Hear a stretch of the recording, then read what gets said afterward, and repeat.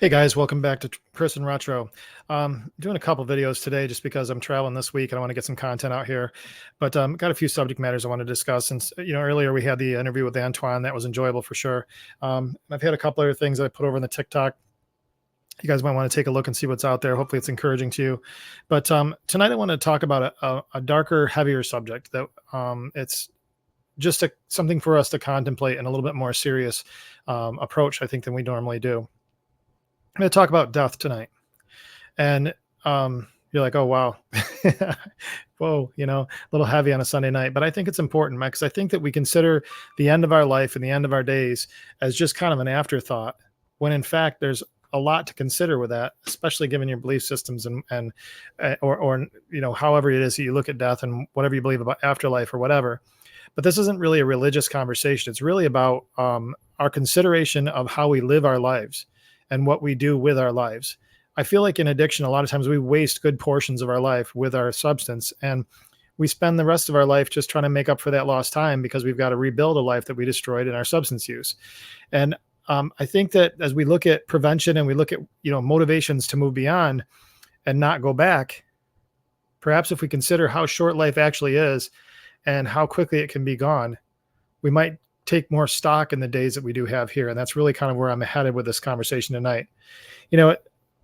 Death catches us all off guard in a variety of different ways. You look at, Mike Tyson's daughter, 4 years old in 2009 was hung on a treadmill of all things. I mean, who would have predicted that? Sam Kinison, the famous comedian. And for the older folks, the older guys like me on here, you'll know who Sam Kinison is. Younger generation might not know who he is. Look him up. Pretty crazy, wild comedian. He used to be a preacher of all things, and then turned into one of the most raunchy comedians that you can imagine. And he got in a car accident, and he was heard saying, "Why now? But why?" And then said, "Okay, okay, okay," and passed right there on the road. I look at my Sam right here, my Sam, and the father of Skylar was shot and killed. He was shot 6 times in the head, and Sam was shot twice in that incident, 1 month from delivering Skylar.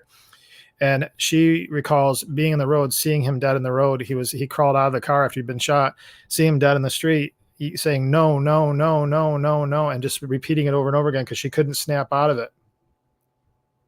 These are tragic incidences. Those words aren't changing a thing. Death was present and it happened. I look at my grandfather. My grandfather was healthy in his 70s, out changing brakes, and had a seizure. Within 6 months, he had passed from a brain tumor that he didn't know he'd had. I got a more humorous story to lighten things up a little bit. My Uncle Dick is the one that taught me how to play guitar. Great guy, not a drinker, but he was in hospice late in his life, and he'd asked my father to go get him a bottle of Jack Daniels. And it was kind of funny that he was going to get a bottle of Jack Daniels, but he'd chosen to be cremated. And so he decided that he was going to drink a bottle of Jack Daniels just before he passed. And then when they went to light him on fire, he'd blow up the crematory. That was his sense of humor. But that's how he approached death. He knew it was coming, and he approached it with a sense of humor. I thought it was a funny story, but a little dark considering the subject matter that we're having here. But the thing is some of us can see our death coming, and we have a little bit of time to prepare. In some cases, we don't, like the Sam Kinison car accident, like Walter Ross, Sam's the father of Skylar. He didn't see it coming. We don't see these things coming a lot of times. And so now let's take this even bigger, and we look at the addiction population where we have 117,000 people dying of overdose. They see their life not as death. They just see it that it's other people dying, not them. And in some cases, there's suicidal ideation where they wish they were dying. I guess when we look at our mortality, and the thing that I would like us to consider is when we look at how we live our lives and not how we end our lives, what are we doing to make sure that we're living our best life and living a quality life for those around us? I don't think most of us really think it's us. My father, his best friend, he was a heavy alcoholic, and he passed I think it was 48. I'm 52 years old. That's 4 years ago. I would have been gone. So I think about my mortality just based on my age and my stage in life and those that I see around me that are falling. What does death mean to you? Do you believe in an afterlife? Are you considering that in your life? I have, and in my belief system, I believe that salvation is an option for me. And I believe that God did send his son. And I believe that he did die for sin. And for me, I accept that. And for that, I believe gives me life after death.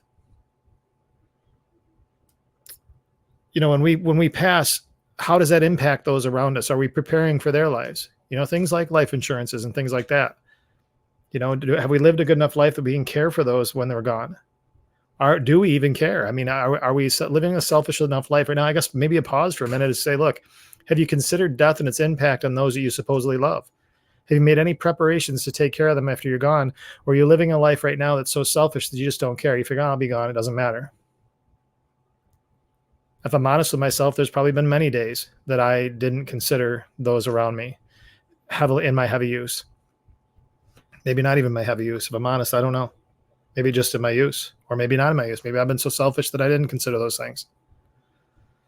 I don't think we have to leave empires for people, but we should at least understand those behind us that we love and supposedly care about, that we're going to do our very best to make sure that they're cared for if we're not there to provide.